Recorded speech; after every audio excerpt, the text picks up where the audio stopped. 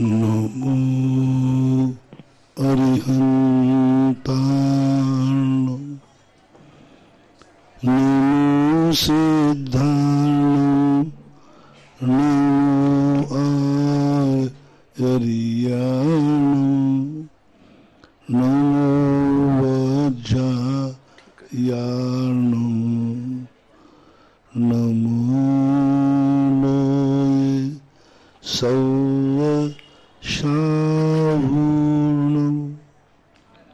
पंच परमेष्टि भगवान की जय। आचार्य श्री गुरुवर कुंद कुंद महाराज की जय। आचार्य श्री गुरुवर विद्यासागर महाराज की जय। परम पूजनीय निर्यापक श्रवण मुनि श्री सुधा सागर जी महाराज की जय हो। परम पूज्य गौरव श्री गंभीर सागर जी महाराज की। सभी श्रोतागण एवं जिज्ञासु पूज्य श्री को नमोस्तु करें। नमोस्तु महाराज जी। इक्षामी महाराज जी। अर्पिता जैन धांधुला से पूछती हैं, नमोस्तु महाराज जी, दल बल से किसी व्यक्ति को जीता जा सकता है, लेकिन भाग्य और कर्म को नहीं। धर्म से बड़ा कोई न्यायाधीश नहीं है, धैर्य रखना पड़ता है। तो भगवान, हम कर्मों को जीतने के लिए धैर्य कैसे अपना बना करके रखें? दल बल को जीतना कठिन है, भाग्य को और कर्मों को जीतना सरल है। कर्म बलवान है, इसमें कोई संदेह नहीं है, लेकिन कर्मों को जीतने के लिए हमें वर्तमान में दृढ़ होना पड़ेगा, निर्भय होना पड़ेगा। अभी आपको मालूम है, दैनिक प्रवचनों में किस्मत को बदलने के फार्मूले दिए जा रहे हैं। किस्मत कैसे बदलें? यदि किस्मत को बदलने का दुनिया में उपाय नहीं होता तो न आज हम मुनि होते और न आज तुम गुरु के सामने होते। ये किस्मत में नहीं लिखा था कि मुनि बनूंगा, किस्मत में न लिखा करके भी आज मैं बन गया। किस्मत में नहीं लिखा है कि तुम महाराज के सामने आज बैठोगे, लेकिन आप महाराज के सामने बैठे हो। तो ऐसी बात नहीं है कि किस्मत ही बलवान है। किस्मत यदि बलवान हो जाती तो आज इतने महान महान उपसर्गों के बीच में किस्मत तो हमेशा तुम्हें डिगाती है। धर्म मार्ग में किस्मत कभी आने नहीं देगी। कोई भी कर्म ऐसा नहीं है जो धर्म करने के लिए होता हो। हर कर्म धर्म से रोकता है, लेकिन यदि हमारे हौसले बुलंद हैं तो ये कर्म कुछ नहीं कर पाएगा। क्या करेगा कर्म? क्या करेगा? अंत में प्राण ही ले सकता है, हमारे धर्म में बाधा नहीं पहुंचा सकता। कितने महामुनिराज शेर नहीं खा गए। कर्म का उदय आया कि मैं तुम्हें जिंदा नहीं रहने दूंगा। मुनिराज कहते क्या फर्क पड़ता है? क्या फर्क पड़ता है? तू जिसे खाएगी वो मैं हूं नहीं, जो मैं हूं उसे तू खा नहीं सकते। अब तेरी मर्जी पड़े सो कर। कल्याण मुनि जो सिकंदर के लिए बस इसी बात से तो सिकंदर को वैराग हुआ। सिकंदर बहुत बड़ा हिटलर था। बहुत छोटी उम्र में उसकी महत्वाकांक्षा बन गई थी, विश्व विजेता बनना। उनके गुरु ने बहुत समझाया, यूनान के गुरु थे, लेकिन उसकी समझ में नहीं आया। जब अपने गुरु से आशीर्वाद लिया कि मैं भारत जाना चाहता हूं, भारत को जीतना चाहता हूं, तब गुरु ने कहा कि मानेगा नहीं। बोले मुझे कुछ भारत से चीज लाओगे? बोले गुरुदेव बताओ क्या लाऊंगा? बोले वहां से तू जब लौटे तो एक दिगंबर मुनि को मेरे पास लेते आना। बोले ले आऊंगा, कौन सी बड़ी बात है गुरुदेव। जब भारत का भूभाग जीतने के बाद उसको गुरु की बात याद आई तो उसने मंत्री से कहा जाओ एक मुनि को खोजो। खोजा, बोले मेरे बादशाह ने बुलाया है।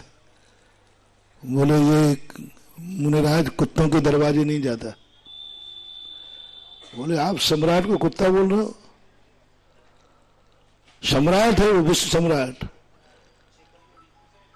जब सिकंदर खुद तलवार लेके आया, बोले तुमने कुत्ता कैसे कहा?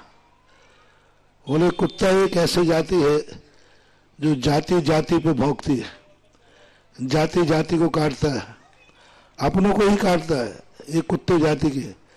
और ये तेली तलवार भी कुत्ता है, क्योंकि जिसे काटती है वो शरीर भी पुद्गल है और ये भी पुद्गल है। और तू जीव है, तो जीव को मारने का भाव कर रहा है, तो जो अपनी जाति को मारने का भाव करता है उसी का नाम कुत्ता है। बोले तुझे गर्दन कटने का डर नहीं है? बोले गर्दन में हूं नहीं, जो मैं हूं उसे काट नहीं सकते तुम, और जिसे काटोगे वो मैं हूं नहीं। जो अनित्य भावना का उपदेश दिया, सिकंदर ने तलवार रख दी और उसके बाद फिर उसने युद्ध नहीं किया। और उन मुनि के उपदेश के बाद सिकंदर ने ये कहा था, जब मैं मरूं तो मेरे अर्थी से दोनों हाथ बाहर निकाल देना, दुनिया देख सके कि इतना बड़ा महत्वाकांक्षी, इतनी बड़ी चिंता, इतने टेंशन, सारे विश्व को अपनी पैर की जूती समझने वाला मरा तो कुछ भी साथ लेके नहीं गया। इस अनित्य भावना से हिटलर शरीर को वैराग हो गया, हिटलर शरीर की महत्वाकांक्षाएं खत्म हो गई। तो तुम्हारी किस्मत हिटलर जैसी नहीं है अभी। अपन किस्मत को ज्यादा बलवान मत दो, अपनी किस्मत को बल मत दो, किस्मत के भरोसे जिंदगी मत जियो, अपने खुद के भरोसे पर जिंदगी जियो। और खुद का दिन हमारे हाथ में है। सुबह उठ करके हम अपने आप को कुछ इतनी अच्छी चीज से पॉजिटिव करें, इतना विल पावर दें, आज मेरे से कुछ अच्छा होने वाला है, आज कुछ अच्छा होगा। इसलिए अच्छे आदमी का नाम का स्मरण करो। यदि तुम्हें अच्छा करना है तो ऐसे व्यक्ति का स्मरण करो जिसके जीवन में कभी बुरा होता ही नहीं। भगवान का, नमोकार मंत्र का, ये सब चीजें इसीलिए हैं। नमोकार मंत्र, ये मंदिर, गुरु महाराज, ये प्रवचन, किस्मत की गुलामियत से छुटकारा पाने के लिए ही हम लोग तुम लोगों को प्रवचन देते हैं, किस्मत की गुलामियत से पाने के लिए। ये मंदिर तुम्हारी किस्मत की गुलामियत से छुटकारा पाने को है। ये नमोकार मंत्र किस्मत से छुटकारा पाने के लिए। जितनी भी धर्म की क्रियाएं हैं ये भाग्य को बदलने वाली हैं। इन पर यदि हमारा विश्वास है तो भाग्य को हारना पड़ेगा और पुरुषार्थ जीतेगा, जीत रहा है। यशवंत सिंघई ललितपुर से पूछते हैं, नमस्ते महाराज जी, जो भी इंसान आज पैदा हो रहे हैं उन सबकी आयु कर्म निश्चित है या धार्मिक क्रियाकलापों अनुष्ठानों से उस आयु को बढ़ाया जा सकता है? आयु बढ़ नहीं सकती, घट सकती है। बैंक बैलेंस जितना जमा किया है उसको बढ़ाया नहीं, बढ़ नहीं सकता वो अपने आप, लेकिन हम निकाल करके घटा सकते हैं। तो आयु कर्म एक ऐसा है जिसका घट तो सकती है लेकिन बढ़ नहीं सकती, क्योंकि उसके बांधने का समय निकल चुका। एक भाव पहले बनती है और वो भाव हमारे हाथ में है नहीं, इसलिए आयु कर्म कभी बढ़ता नहीं। प्रशांत जैन उत्तराखंड से पूछते हैं, नमस्ते महाराज जी, जैन धर्म में शनि अमावस्या का क्या महत्व है? कोई महत्व नहीं, जैन आगम में ऐसी कोई चर्चा नहीं। मात्र अमावस्या को इसलिए लोग व्यवहार में, काना अशुभ होता है और काने को यदि काना मिल जाए तो सबसे बड़ा शुभ होता है। आपको अशुभ है और सामने वाला भी काना है और वो भी काना आ जाए, सबसे बड़ा शुभ है। माइनस माइनस प्लस, तो यही सिद्धांत यहां है। अमावस्या और शनि दोनों नकारात्मक हैं और दोनों नकारात्मक मिलकर के सकारात्मक हो जाते हैं। तो ज्योतिष शास्त्र के अनुसार ये दो नकारात्मक शक्ति मिलकर के एक पॉजिटिव योग बनाती हैं। दो कोई भी नकारात्मक सोच होते हैं मिलकर के वो कोई ना कोई सकारात्मक रूप देते हैं। दो पत्थर को जो अपन रगड़ते हैं तो दोनों एक दूसरे को जो टुकड़ा करते हैं, लेकिन उससे अग्नि का प्रज्वलन हो जाता है। दो पत्थरों को अपन ने यूं रगड़ा तो दोनों की क्रैक उड़ी, लेकिन उत्पन्न क्या हुई?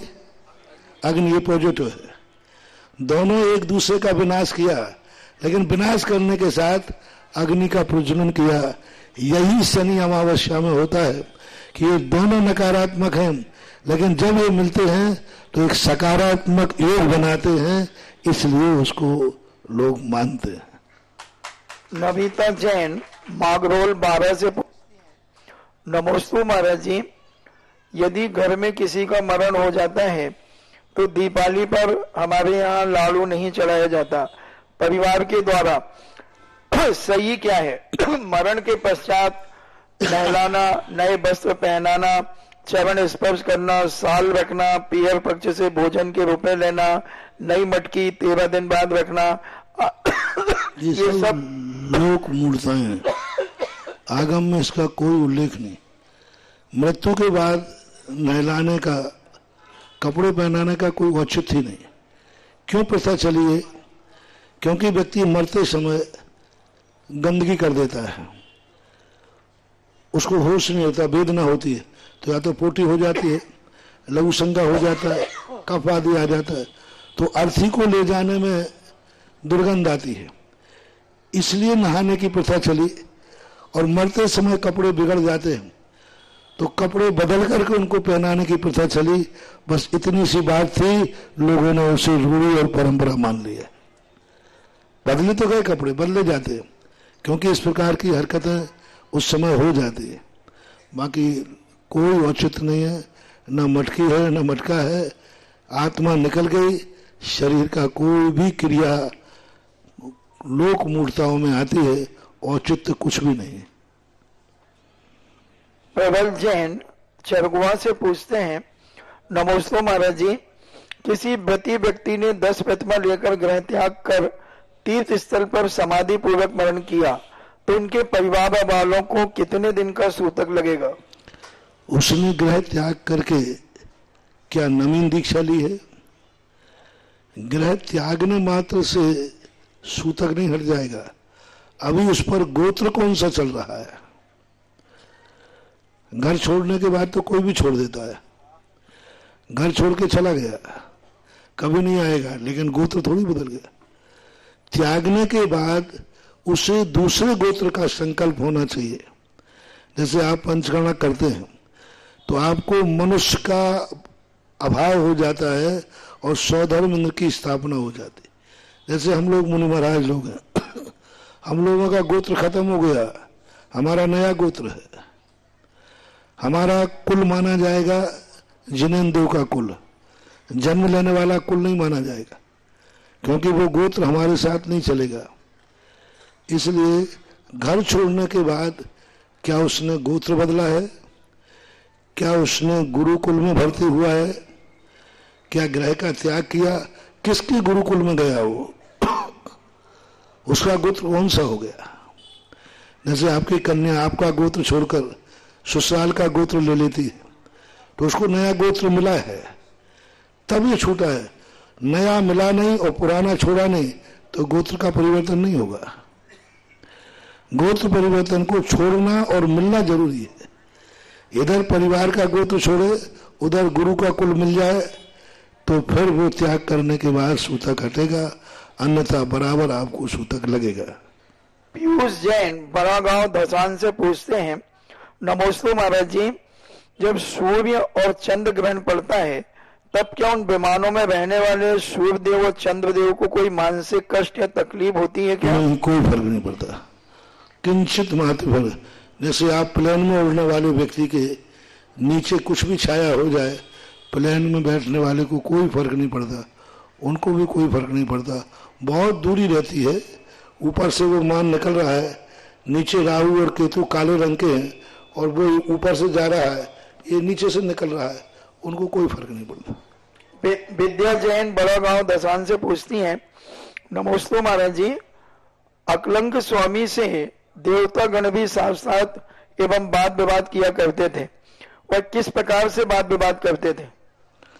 कोई भी प्रकार के विवाद तो सामने वाले के ऊपर है।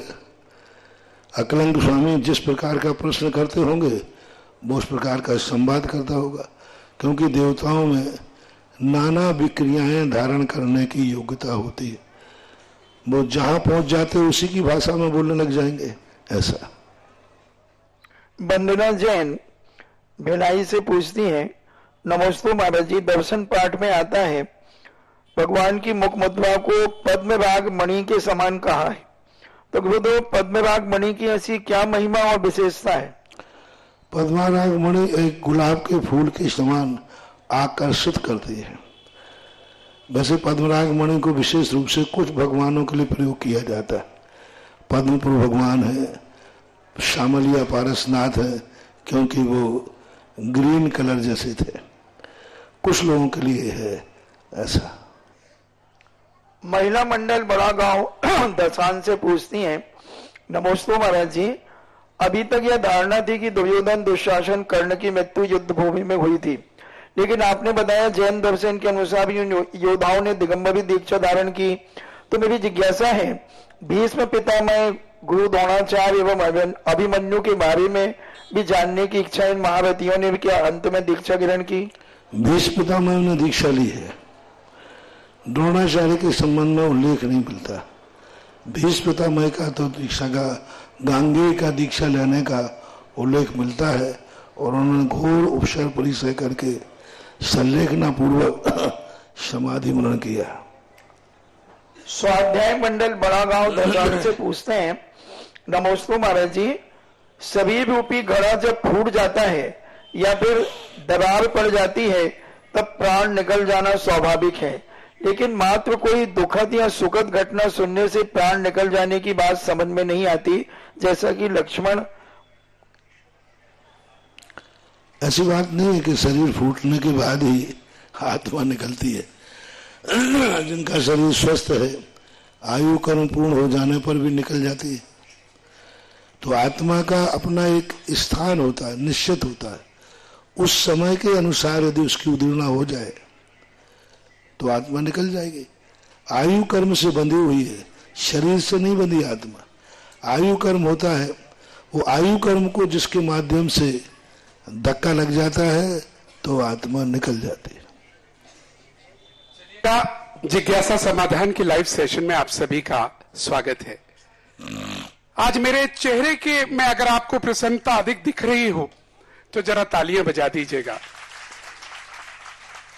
मेरे जितने भी दर्शक हैं जो पूरे विश्व से देख रहे हैं उन्हें भी बता दें, आज मेरे गुरुदेव मेरे गांव, मेरे घर, मेरे मंदिर यानी कमला नगर में पधारे हैं, और जिसका हमें बरसों से इंतजार था और 5 माह से तो कर ही रहे थे। तो आज से ये लगभग 7 दिन तक, 6 दिन तक हम यहीं से आपकी वाणी को सुनेंगे। और आइएगा, अब जिज्ञासाओं की ओर बढ़ते हुए सबसे पहले हम बुलाना चाहेंगे हमारे बीच में कोपर गांव से डॉक्टर अभय जी खुशालगर दगड़े जी पधारे हुए हैं। आप एमबीबीएस डॉक्टर हैं, आपने जैन शास्त्रों की काफी स्टडी की हुई है। आप श्रीमान रतनलाल जी साहब के साथ अनेक शिविरों में सहयोगी के रूप में रहे हैं। आपने नासिक, जालना, जलगांव, कुंभोज, कुंतलगिरी, बेंगलोर, मैसूर में अनेक स्वाध्याय क्लासेस ली हैं। आप यूएसए अमेरिका में जाकर, न्यूयॉर्क में, सैन फ्रांसिस्को में, एटलांटा में, बोस्टन में, न्यू जर्सी में, दशलक्षण पर्व में स्वाध्याय व जैना कॉन्फ्रेंस में अपने पेपर्स पढ़ चुके हैं। आपको का खास बात श्रावकाचार से हार्ट अटैक्स कैसे रोके, रात्रि भोजन त्याग से क्या साइंटिफिक होता है, इसके लेक्चर्स आपके होते हैं। और अभी भी आपके RJS college of nursing physiotherapy में आपके लेक्चर्स चलते हैं। जरा जोरदार तालियों के साथ स्वागत करेंगे। और उनके साथ हम स्वागत करना चाहेंगे डॉक्टर नितिन मदन लाल जी कासलीवाल कोपरगांव, आपका बहुत बहुत स्वागत है। हमारी टीम, हमारी कमेटी की ओर से नरेंद्र जी फर्नीचर, पारस बाबू जी आगे आ जाएं और आपकी जिज्ञासा। मैं जिज्ञासा से पहले महर्षि के चरणों में अनुमति चाहूंगा कि मैंने जो लब्धिसार ग्रंथ लाया है वो मैं आपके चरणों में दान करना चाहता हूं, मुझे उसकी अनुमति मिले। वाह।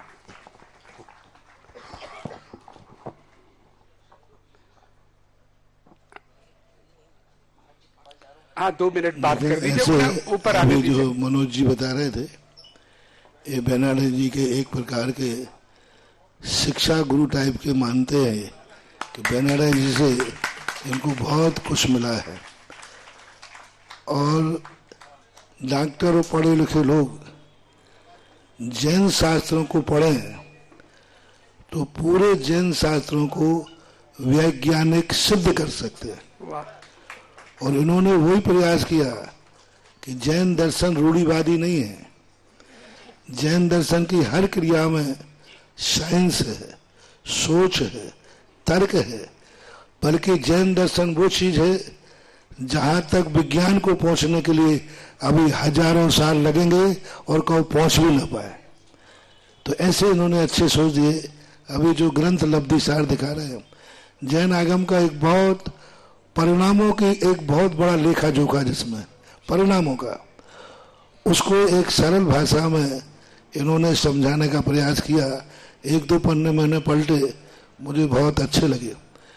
और मैं कुछ बोलने ज़्यादा में, बहुत सारे लोग हमारे पास किताब लेके आते, हम 1-2 पन्ने पलट के रख देते, ठीक है। पर जैसे इन्होंने कहा कि मैं रतनलाल बनारसी है, तो फिर रखी हुई किताब हमने फिर से उठा ली। फिर मैंने कहा कि बेनाडा से रिलेटेड है तो बहुत कुछ देखना चाहिए, तो प्रकाशित करने का आशीर्वाद दे दिया। क्या बात है, वाह, जरा जोरदार तालियां इस बात। और मैंने डॉक्टर साहब से कहा है, कॉलेजों में, मेडिकल कॉलेजों में तो लेक्चर अब बहुत हो चुके, जिंदगी निकाल दी। अब जैन दर्शन के डॉक्टर बनो और बेनाडी जी की कमी को पूर्ति करो। बहुत बढ़िया। यानी बेनाडा जी ने जो संस्थान को एक अपना बहुमूल्य समय देकर हमारी बात को उन्होंने माना। और बेनाडा जी पहले तो बहुत हिचकिचाए थे, हमारे धर्म की बातें लोग जल्दी नहीं मानते, लेकिन मैंने उनसे कहा कोई बात नहीं। बोले महाराज मैं ज्यादा दिन नहीं आ पाऊंगा, 2-4 दिन आऊंगा। मैंने कहा चलो महीने में 1 दिन सही, क्योंकि मुझे कुंदकुंज स्वामी पर विश्वास है। और अमृतचंद सूर्य ने कहा कि पहले उनको ज्यादा दबाव मत दो, उनसे कहो तो 1 मिनट मेरी बात को मान जा, और एक बार ऐसा चस्का लगेगा कि फिर मैं तुझे हटाऊंगा तो नहीं हटेगा। तो बेनाडा जी को ऐसा चस्का लगा कि नहीं, अब तो मैं जिंदगी भर ही यही रहूंगा। और वो मैं इनसे कह रहा हूं आपके ज्ञान का, क्योंकि मेरी तो सीमाएं हैं, मैं ज्ञान एक स्थान पर रह के नहीं दे सकता, क्योंकि हमारे प्रभु ने, भगवानों ने हमें चलती फिरती पुस्तकालय बनाया है। बहुत सुंदर। चलता फिरता पुस्तकालय है, जो लेना है यहाँ आना पड़ेगा, लेकिन तुम्हारे लिए है। और सांगानेर संस्थान को यदि डॉक्टर साहब वहां पहुंच जाते हैं तो नियम से मेरा विश्वास है दूसरे बेनाडा जी संस्थान को मिल गए। और तुमने जो हुनर पाया है, तुम्हारी जो लगन है, पहली बात तो पढ़े लिखों की लगन होती नहीं, लेकिन जो तुमने लगन लगाई है, इस लगन की पूर्ति आज विश्व में सांगानेर से अच्छा स्थान नहीं है। रॉ मटेरियल नहीं है, आज पढ़ाने वाले हैं लेकिन पढ़ने वाले नहीं है। पढ़ाने वाले बहुत हैं, पढ़ने वाले नहीं हैं। लेकिन आज वहां 350 बच्चे पढ़ने के लिए तैयार बैठे हैं, और 5 साल भी तुमने उनको अच्छी तरह पढ़ा दिया तो 350 विद्यार्थी डॉक्टर साहब बन जाएंगे। तो मैंने इनको कहा है कि तुम बेनाडा जी की भूमिका करो, क्योंकि आजकल विद्वानों में कर्म सिद्धांत का ज्ञान है ही नहीं, प्रवचन का है और पूजा पाठ का, बस ये 2 का ज्ञान इसलिए है कि इन दोनों में कमाई है। आगम और सिद्धांत में कमाई तो है नहीं, इससे लोग पढ़ते नहीं है। लेकिन आपको, और जैन दर्शन में यदि सिद्धांत गायब कर दो तो जैन दर्शन जीरो है, क्योंकि सबके यहाँ आचार है, सद आचार है, सद विचार है। ये मुनिव्रत आदि जो है ये तो अभव भी धारण कर लेता है। इसलिए मैंने इनको आशीर्वाद दिया, और काकताली न्याय से पहले भी एक दो बार चर्चा है, लेकिन इनका परिचय वहां हुआ जो बनारस जी का आग्रह है। इसलिए बहुत अच्छा कार्य कर रहे हैं। ठीक है, जरा जोरदार तालियां बजाइएगा अनुमोदना स्वरूप। सांगानेर कमेटी से भी कहना चाहूंगा कि आप इनको पकड़ लीजिए तो आपके बेनारा जी के पद की पूर्ति हो जाएगी। डॉक्टर अभय जी, बहुत बड़ा आशीर्वाद आज पूज्य श्री ने आपको दिया है। संभवतः बहुत कम लोगों को इस तरह के नाम लेकर इतनी बड़ी जिम्मेदारी की बात करते हैं। जरा जोरदार तालियां बजा दीजिएगा और आप अपनी बात को रखिएगा।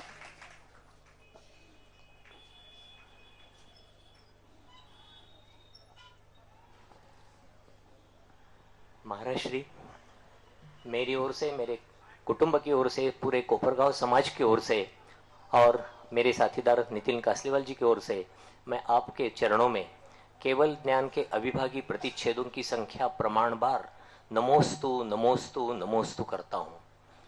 महाराज श्री, मेरा प्रश्न आज आयु कर्म की चर्चा ज्यादा चली है। मेरा प्रश्न आयु कर्म के संदर्भ में ही है। आयु कर्म बनता है निषेक की संख्या निश्चित, ये बात और है कि अपमृत्यु होना नहीं होना, किनका होना नहीं होना, वो अलग बात है। मेरा प्रश्न ये है कि क्या हम प्राणायाम आदि के माध्यम से आयु कर्म के निषेकों के खिरने की व्यवस्था में कुछ परिवर्तन ला सकते हैं क्या? क्योंकि नाड़ी के अनुसार आयु कर्म के निषेक खिरते हैं ऐसा कहा जाता है। नाड़ी भी दो प्रकार की मेरे पढ़ने में आई, मुझे मालूम नहीं और क्या उसके बारे में होगा। तो महाराज जी, इसके बारे में मुझे जरा मार्गदर्शन चाहिए कि नाड़ी का खिरना और आयु कर्म के निषेकों का खिरना, इनका संबंध क्या है, पहला उपप्रश्न। और दूसरा उपप्रश्न ये है कि क्या हम उस नाड़ी के खिरने में प्राणायाम आदि के माध्यम से अगर देर लगाते हैं तो क्या आयु कर्म के निषेक खिरने में देर लगने से आयु लंबा सकते हैं या नहीं? ये मेरा प्रश्न है, कृपया मार्गदर्शन करिए महाराज जी। नमोस्तु नमोस्तु नमोस्तु। बहुत अच्छा प्रश्न है। पहली बात तो जैन दर्शन में नाली से आयु कर्म का संबंध नहीं जोड़ा गया। आयु का संबंध जोड़ा गया है श्वासोश्वास से। श्वासोश्वास जो होता है, एक निश्चित प्रमाण रूप से हम श्वासोश्वास लेते हैं। श्वासोश्वास का अर्थ यह नहीं जो नासिका से निकलता है। श्वासोश्वास का अर्थ है नहीं जो अपन मुंह से लेते हैं, ये तो एक्स्ट्रा लेते हैं। ये तो अपन को एक्स्ट्रा, जैसे एक इंद्रिय श्वासोश्वास लेता है उसका मुख ही नहीं है, सर्वांगीण लेता है। पेड़ पर अपन लोग जो नाक से मुख से लेते हैं तो अपनी जो ऑक्सीजन है वो एक्स्ट्रा चाहिए, तो एक्स्ट्रा श्वासोश्वास नाक से और मुख से निकलता है। चाहे तुम प्राणायाम करो या न करो, श्वासोश्वास का समय निश्चित है जो हमारे सर्वांगीण लेते। पूरे शरीर से हमारे श्वासोश्वास आ रहा है, पूरे शरीर से हम श्वासोश्वास छोड़ रहे हैं। तो जो श्वासोश्वास हमारे शरीर लेता है, मान लीजिए हमने 5 मिनट को नासिका से श्वास लेना बंद कर दिया तो श्वासोश्वास बंद नहीं हुआ, श्वासोश्वास चालू है। उस श्वासोश्वास को कोई नहीं रोक सकता। तो हम 1 घंटे 2 घंटे भी रोके तो भी हमारे आयु कर्म पर कोई फर्क पड़ने वाला नहीं। यदि हम अधिक श्वासोश्वास निकालेंगे जानो देर से तो आयु कर्म खिलेंगे नहीं। इस श्वासोश्वास से कोई लेना देना नहीं। हाँ, जब शरीर थकेगा, यदि हम प्राणायाम कर रहे हैं तो प्राणायाम में हमने कुंभक किया तो कुंभक में हमने पेट में रोका, तो क्या शरीर में शिथिलता, कमजोरी, थकान आ रही है? यदि थकान आ रही है तो आयु कर्म के निषेक खिलेंगे। और रिलैक्स मिल रहा है तो एक भी निषेक आयु कर्म ने, बल्कि आयु कर्म की उदीर्णा रुकेगी, क्योंकि हमने स्वस्थ किया है शरीर को। तो जो प्राणायाम रेचक है ये शरीर को रिलैक्स देता है। तो बल्कि जो शरीर की जो आयु कर्म की उदीर्णा रुक रही थी, बढ़ रही थी, उसको रोका। हम जब दौड़ते हैं, यदि बिना थके हम दौड़ रहे हैं तो श्वासोच्छ्वास से कोई फर्क नहीं पड़ रहा है, लेकिन हम थक रहे हैं तो हम, जैसे टेंशन से, अब टेंशन में हम बिल्कुल रिलैक्स बैठे, यदि आपकी आयु की बात करें कि भाई अपन से रोक लेते हैं, तो टेंशन में व्यक्ति चल रहा है क्या थक रहा है, श्वास ज्यादा निकल रही है क्या, पर आयु कर्म की उदीर्णा हो रही है। तो अब जब टेंशन में ना तो श्वास बढ़ाई ना श्वास घटाई, फिर भी टेंशन से आयु कर्म की उदीर्णा हुई। इसका अर्थ तो टेंशन का संबंध, आयु का संबंध ये नाक से नहीं है। जो शरीर थक रहा है, टेंशन करने से हमें शरीर में थकावट आ रही है, आयु कर्म की उदीर्णा होगी।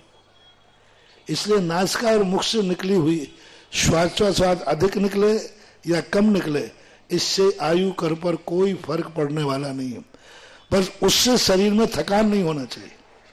शरीर यदि थक रहा है तो आयु कर्म की बराबर उदीर्णा हो रही है, चाहे आप श्वास लेवें अथवा न लेवें, तो ऐसा माना जाए।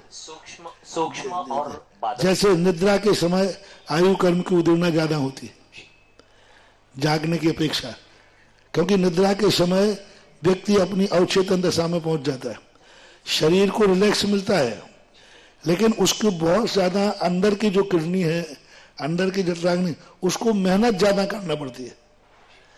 क्योंकि अभी तो अपन जागते हुए सपोर्ट कर रहे हैं, लेकिन सोते हुए हम लोग सब सो चुके, अब उसकी जो अंदर की एनर्जी है पूरी ताकत उसी को लगाना है। इसलिए ज्यादा निद्रा लेने से भी आयु कर्म की उदीर्णा रुकती है, होती है, और ज्यादा जागने से भी होती है, क्योंकि जागने से मन विक्षिप्त होता है। तो नासिका और मुख से श्वास लेने का संबंध श्वासोच्छ्वास नहीं है, अन्यथा पेड़ों के श्वासोच्छ्वास प्राण कैसे करोगे? जल का एक इंद्रियों के भी श्वासोच्छ्वास तो है, और श्वासोच्छ्वास वो भी लेते हैं, तो उनकी नासिका तो है नहीं। ये तो अपनी एक्स्ट्रा है, क्योंकि अपन ज्यादा खर्च करते हैं, इसलिए मुख से और नाक से ऑक्सीजन अपन एक्स्ट्रा लेते हैं। जैसे जो भोजन अपन करते हैं, इससे शरीर नहीं बन रहा है, एक्स्ट्रा चाहिए। शरीर के लिए तो नौकर मरना है आकर के, वो नौकर्माहार जिससे अपन बोलते, ऐसी व्यवस्था बनाना चाहिए। चलिएगा, बहुत बहुत धन्यवाद डॉक्टर अभय जी और श्रीमान नितिन जी, आपकी वजह से हमारी आज बहुत बढ़िया जानकारी मिली है। आइए जिज्ञासा को आगे बढ़ाते हुए बुलाना चाहेंगे अनीता जी जैन कमला नगर, आए और अपनी जिज्ञासा को प्रस्तुत करें, और उसके बाद तैयार रहेगी देशनोदय तीर्थ कमेटी, हम उनको आवाज देने वाले हैं। नमोस्तु महाराज श्री, इच्छामि महाराज श्री। मेरा प्रश्न ये है कि जब व्यक्ति मंदिर में बाती डिबो के घी में दीपक बाती पहले से डिबो के रख देनी चाहिए या साथ के साथ जलानी चाहिए?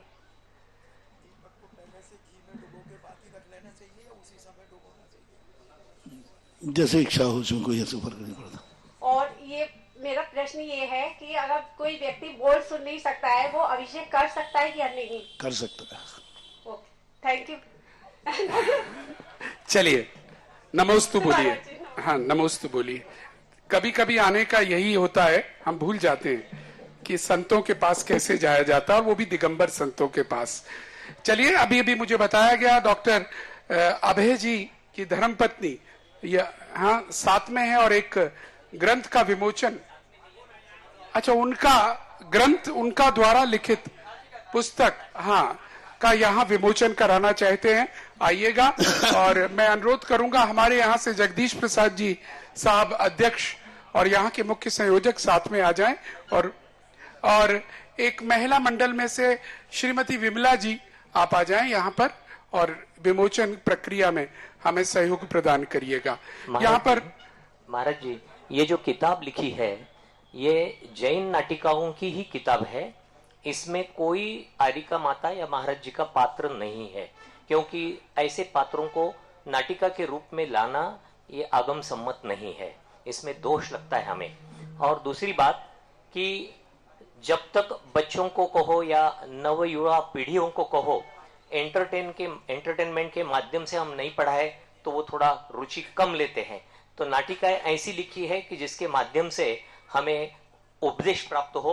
तो मैं आपसे अनुमति भी चाहूंगा और यहाँ के समाज के अनुमति चाहूंगा कि वो प्रकाशन करने की आप मुझे अनुमति दे। कमला जी आई नहीं है, लेकिन मैंने उनको फोन पर पूछा आपकी अनुमति है या नहीं, उन्होंने अनुमति प्रदान की है, तो इसलिए हम उसको विमोचित करना चाहते। आप आगे आ जाओ, ये पकड़ो, एक आप ले लीजिए। ये दादा पुढ़े आगे जाइए, दीदी आगे जाइए, सबको बताइए। और आप सबकी जोरदार तालियां, अनुमोदना। और मेरे ख्याल से ये प्रोग्राम लाइव जा रहा है और आपकी धर्मपत्नी देख रही होंगी, उनको भी बहुत बहुत बधाइयां यहाँ आगरा नगर की ओर से।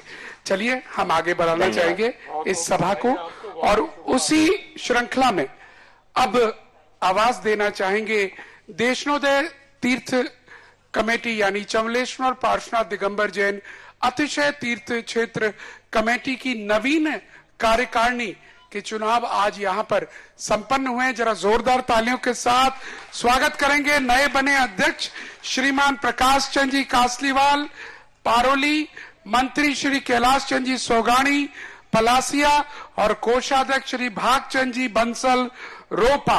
जरा तालियों के साथ स्वागत कीजिएगा। और इन्हीं के साथ ही हम अनुरोध करेंगे, वहां की कुछ जिज्ञासाएं भी हैं, वो लोग भी साथ आ जाएं। श्री सुभाष जी भीलवाड़ा वो भी आ जाएं।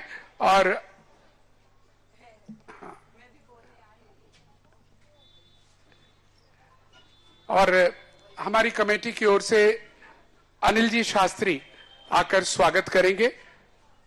हम अनुरोध करेंगे, ये एक बहुत सुंदर हम प्रसंग देखते हैं। 5 माह के से अब तक देख रहे हैं जाने कितनी कमेटियां यहां पर आकर अपने चुनाव गुरुदेव के सानिध्य, गुरुदेव को कुछ नहीं करना होता, लेकिन गुरुदेव के सामने आकर वो इतने सुंदर ढंग से यहाँ पर चुनाव होते हैं और गुरुदेव का आशीर्वाद मिलता है। और वही आशीर्वाद आज इन्हें मिला है और हमारी ढेर सारी शुभकामनाएं इस कमेटी को। और पूज्य श्री से अनुरोध करेंगे कमेटी को अपना आशीर्वाद प्रदान करेंगे। देखो, आगरा भी एक बहुत बड़े उसमें नया तीर्थ बना रहे हैं और ये 100 बीघा जमीन में पुराने क्षेत्र को नया बना रहे हैं। वाह।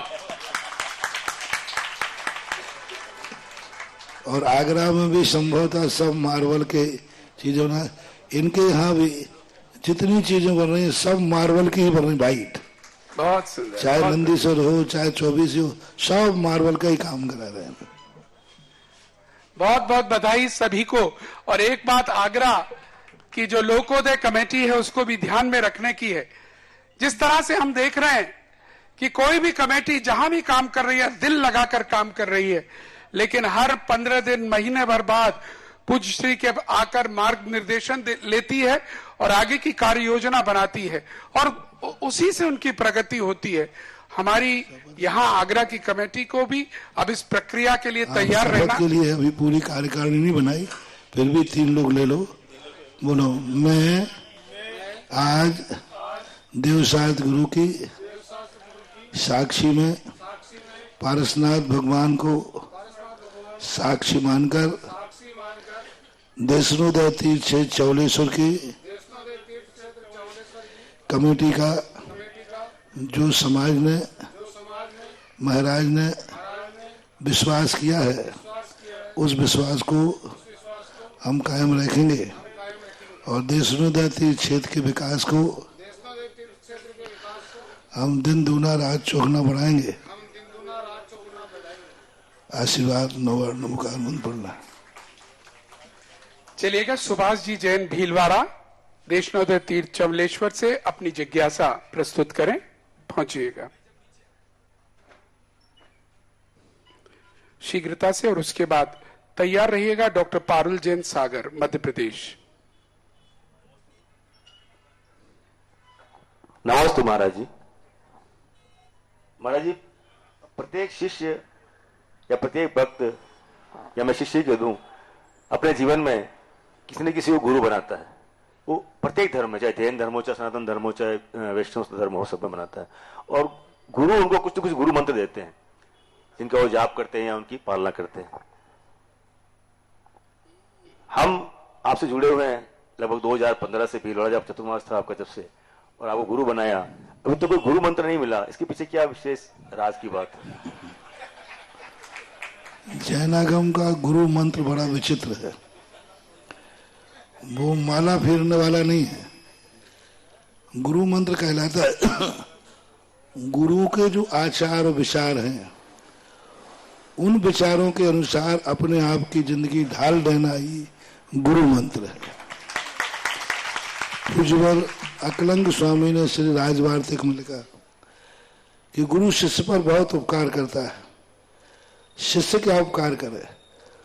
तो उन्होंने कहा कि गुरु ने कहा कि मेरी गुरु दक्षिणा यही है कि जिस भावना से मैं आशीर्वाद देता हूँ, उस भावनाओं को, उन आचार विचारों को अपने जीवन में उतारना, और गुरुओं के आचार विचार के प्रतिकूल जो मार्ग हो, प्रतिकूल जो लोग हों, उनका सहयोग नहीं करना।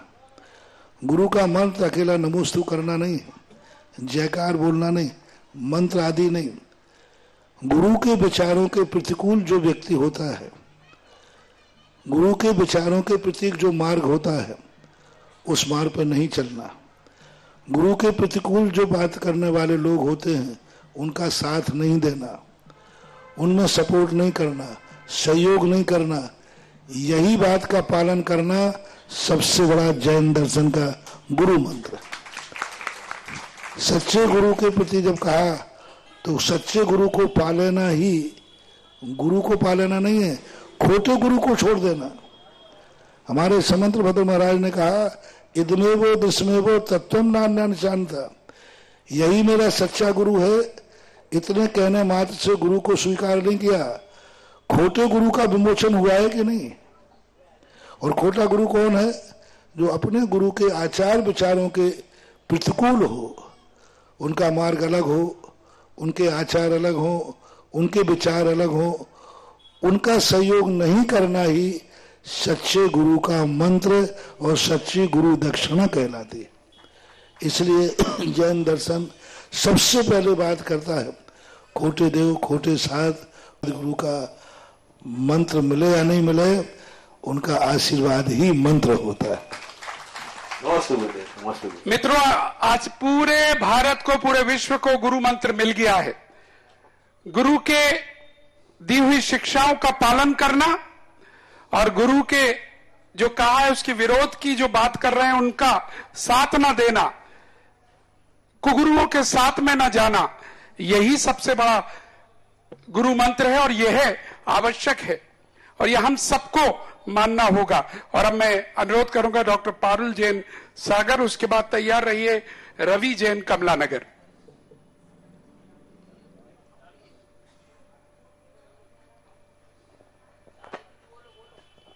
मेरे इष्ट गुरुदेव के चरणों में नमोस्तु, चुलक जी महाराज जी के चरणों में क्षामी। महाराज जी, मेरी शंका का समाधान तो हो गया। मैं ये पूछना चाहती हूँ कि जब भी मन में कोई जिज्ञासा आती है तो उसका समाधान स्वतः ही आपके मुखारबिंद से हो जाता है। महाराज जी, मन की बात आप तक कैसे पहुंच जाती है? और एक छोटी सी जिज्ञासा ये है कि जब भी हम भक्ति पूजन करते हैं या गुरु के चरणों में आते हैं, तो गुरुदेव जो हमारी भावनाएं रहती हैं या मन की जो इच्छाएं रहती हैं वो सामने आ जाती हैं। तो गुरुदेव, यह कोई स्वार्थ में आता है क्या? जब भी कोई वक्ता होता है, वक्ता का मुख्य लक्षण कहा प्रागेव दृष्टोत्तरा। सभा के अंदर जो लोग बैठे हैं उनके अंदर कितने प्रश्न उठ रहे हैं, वो प्रश्न वक्ता स्वयं जान करके उनके पीछे बिना उत्तर दे सके, उसी को वक्ता प्रवचन करने की अनुमति। पूज्यपाद स्वामी ने कहा प्रागेव दृष्टोत्तरा, प्रश्न पूछने के पहले ही जिन्होंने उत्तर दे दिया है उसी के लिए गद्दी पर बैठने का अधिकार है। और वो इस प्रकार की अवधारणा करते हैं कि जिससे सभा के अंदर बैठा हुआ व्यक्ति जो किसी भी प्रकार का प्रश्न कर रहा हो, किसी भी भावना से मेरे बैठा हो, उन सभी भावनाओं को ध्यान में रख करके वचन बोले जाते हैं। और वो वचन ऐसे हो जाते हैं जैसे कुछ फोटो होती ना, उनको किसी भी एंगल से देखो ऐसा लगता है ये मेरी तरफ ही देख रही। कुछ फोटो होती है इधर देखो तो इधर देखेगा, सामने देखो। तो इसी प्रकार साधु का प्रवचन होना चाहिए। जो सुन रहा है वही कह रहा है ये प्रवचन मेरे पर हो रहा है। तो ये वक्ता का स्वभाव है। यदि ये कला नहीं होती तो मैं प्रवचन की गद्दी पर बैठता भी नहीं। दूसरी बात है, मन के अंदर जो भावनाएं इच्छाओं की पूर्ति करने की आती, यदि वो नैतिक हैं, मर्यादित हैं, तो कोई बाधा नहीं। शास्त्रों में भी कहा है, राजा को देखकर राजा बनने का भाव आना ये कोई बुरी बात नहीं है, लेकिन राजा को देखकर राजा के धन की चोरी करने का भाव आना ये बुरी बात है। तो ऐसा मानना चाहिए। धन्यवाद डॉक्टर पारुल जी, बिल्कुल सही आपका प्रश्न था और जिज्ञासा में उत्तर भी मिल गया। हमें सौभाग्य मिला है लगभग 5 माह तक पूज्य श्री के प्रवचन सुनने का, और उन प्रवचनों में अक्सर ऐसा लगता है कि पूज्य श्री हमसे कह रहे हैं, मुझसे कह रहे हैं, मेरे से कह रहे हैं। और जब बाद में बात करते हैं, मैं अधिक नहीं, हम पति पत्नी भी बात करते हैं, तो यह बात घर पर आती है। आज तो मुझसे महाराज जी मैं कहता हूं नहीं, मुझसे कहा, यही वक्ता की बात है और कई जिज्ञासाएं का समाधान हो जाता है। 30 साल का अनुभव, मैं भी कह रहा हूं, मेरे को इतना समय अलाउ नहीं है बोलना, लेकिन मैं कह रहा हूं कि 30 साल का अनुभव, मैं हर साल पूज्य श्री के पास गया हूं, मिला जरूरी नहीं है, मिला हूं, क्योंकि हमारा नियम है कि इनके प्रवचन सुनने हैं, पीछे बैठते हैं जाकर, क्योंकि हमें मालूम है आपके प्रवचन में वो सब मिल जाएगा जो हम सोच के गए थे। और कोई वर्ष ऐसा नहीं गया कि हम जो जिज्ञासा मन में लेकर, जो शंका, जो प्रॉब्लम और उसका उत्तर ना मिला हो उस प्रवचन सभा में। तो ये आपके लिए भी है, कभी मुख्य बनने का प्रयास ना करना, उस प्रवचन सभा में आके बैठ जाना। अगर आप आखिरी व्यक्ति भी होंगे, आपकी जिज्ञासा का समाधान हो जाएगा, ये निश्चित है। और अब मैं रवि जैन जी से अनुरोध करूंगा, और उसके बाद तैयार रहे विनीता जैन कमला नगर। आज कमला नगर वालों को मैं पूरा समय देने का प्रयास कर रहा हूं। मेरे परम पूज्य जगदेवकारी सदाशिव महाराज के चरणों में कोटिसा नमोस्तु नमोस्तु नमोस्तु। महाराज जी, जैसे चलते में या कहीं गिरने में थोड़ा बहुत खुरचट आ जाती है शरीर में, तो वो उसमें कटे का निशान भी जैसे हो जाता है, थोड़ा ब्लड का निशान, ब्लड भी ऊपर आ जाता है, तो उसमें 2-3 दिन अब तो लगेंगे कम से कम ठीक होने में उसको भी।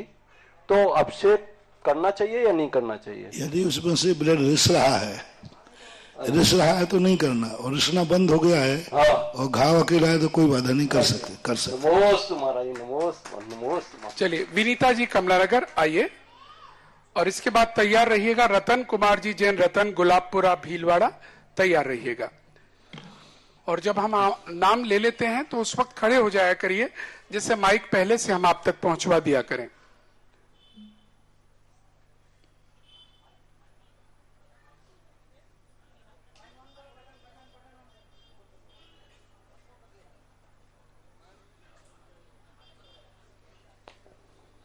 नमोस्तु गुरुदेव। मेरे मन में ये भावना है कि जब हम सुबह देवदास गुरु के सामने कोई नियम ले लेते हैं, लेकिन औरों को देख के भी ले लेते हैं, कुछ लोग वैसे नियम लेने के बाद उसको पूरा नहीं कर पाते हैं, और कुछ लोग नियम भी नहीं लेके नियम को पूरा करते हैं।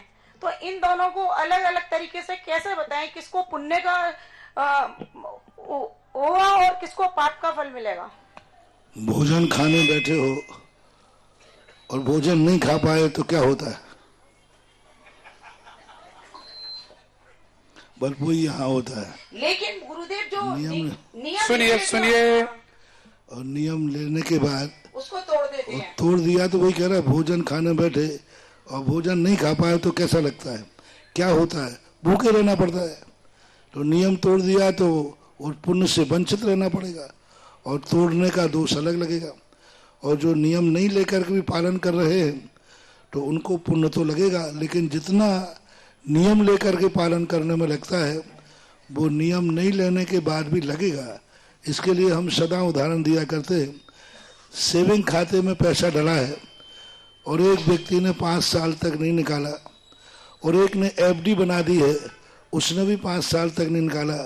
एक व्यक्ति को दूना मिला, एक को सवाया मिला। दोनों ने एक दिन जमा कराए थे और दोनों ने एक दिन ही निकाले।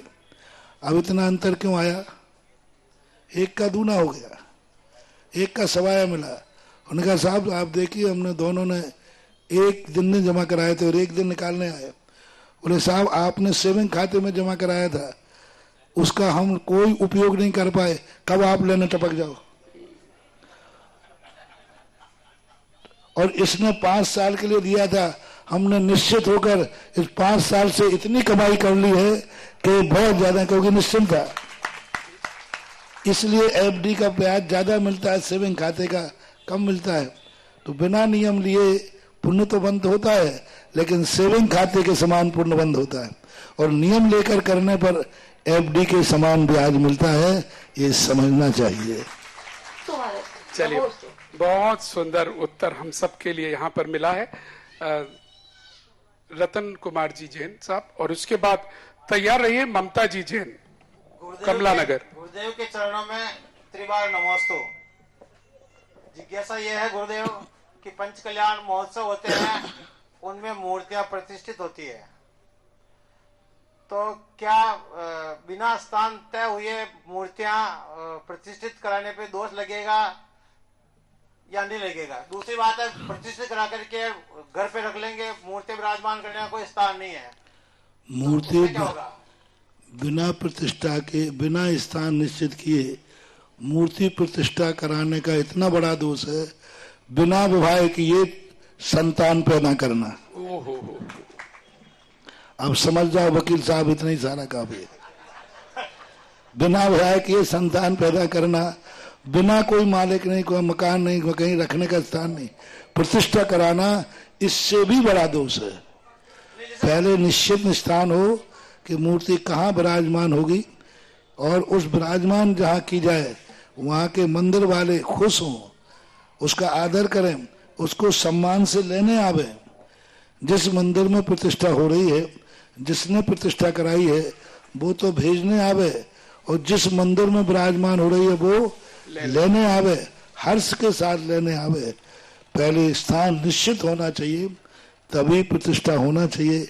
आजकल ये बहुत ज्यादा चल रहा है कि भगवान की मूर्ति लाओ, कई तो प्रतिष्ठा मंडप में छोड़ जाते, लेने नहीं आते। नहीं गुरुदेव, भेजने वाले का भी पता नहीं, पाने वाले का भी पता नहीं, और मूर्ति प्रतिष्ठित होगी। हाँ वही मैं कह रहा हूँ, वही तो बता रहा हूँ। कई बार तो पंच कल्याणक में आके रख गए और फिर लेने नहीं आए, तो लोग कहते महाराज ये मूर्ति किसकी है? तो ऐसी स्थिति में ये बहुत बड़ा दोष माना जाता है। ये लावारस भगवान है, लावारस बेटा हो जाए लेकिन बाप लावारस हो, विचारनी बात है। चलिए, बहुत बहुत धन्यवाद। मूर्तियों के ऊपर, प्रतिष्ठा के ऊपर बहुत सुंदर कई बार जिज्ञासा में आए हैं। 2-3 दिन पहले भी बहुत अच्छी कुछ उत्तर निकले थे, वो सुनने चाहिए हम सबको। आज फैशन बन गया है, जो मर्जी आया 11,000 रुपए में, 5,000 रुपए में राशि लेकर एक मूर्ति प्रतिष्ठा, उसका पूरा उल्लेख गुरुजी ने किया। तो चलिए, मेरे अंतर मन में पूज्य गुरुदेव के चरणों में सत बार नमोस्तु नमोस्तु।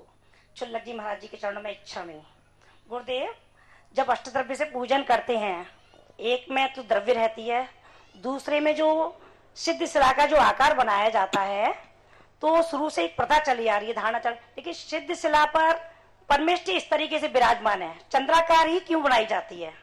प्लीज। परमेष्ठी चंद्राकार नहीं है, वो कटोरे के आकार के छत्र होता ना, उत्तान छत्र, आपको समझने कटोरा, यही ले लो, मेरा हाथ ले लो। तो अब एक कटोरा है, अब एक तरफ से तुम देखोगे तो क्या दिखेगा? चंद्रमा दिखेगा। तो कागज पे चंद्रमा बनता है। अब हम पूरा कटोरा बना नहीं सकते, लेकिन छत्रशिला ऐसे है आकार की, गोल छत्तान, उत्तान छत्र, उत्तान यानी चित्र छत्र, ऐसी कटोरा है, ऐसी नहीं है। बेनारस जी इस संबंध में काफी कंफ्यूज रहे, और कई बार उन्होंने परिवर्तन भी कराया कि यूं शिला बनाने लगे, पर उनको बहुत समझाने में, क्योंकि ज्ञानी को समझाने में ज्यादा टाइम लगता है, समझाने में 3-4 साल लगे। अंत में उनको मैंने समझा दिया कि नहीं, ऐसी बात नहीं है। प्राचीन काल का सबसे बड़ी सिद्ध शिला बनी है उत्तर प्रदेश में, देवगढ़ के अंदर। देवगढ़ के अंदर एक शिलालेख बना हुआ है 3 लोग का, उसमें सिद्ध शिला का आकार यूं चंद्राकार है। वो चंद्राकार कटोरी की कोई भी लाइन अपन खींचेंगे तो इस तरफ से ऐसी दिखती है, चंद्रकार है नहीं, वो कटोरी के आकार की है, तबले के आकार की है। जैसे तबला होता ना, उस आकार में सिद्ध शिला होती है।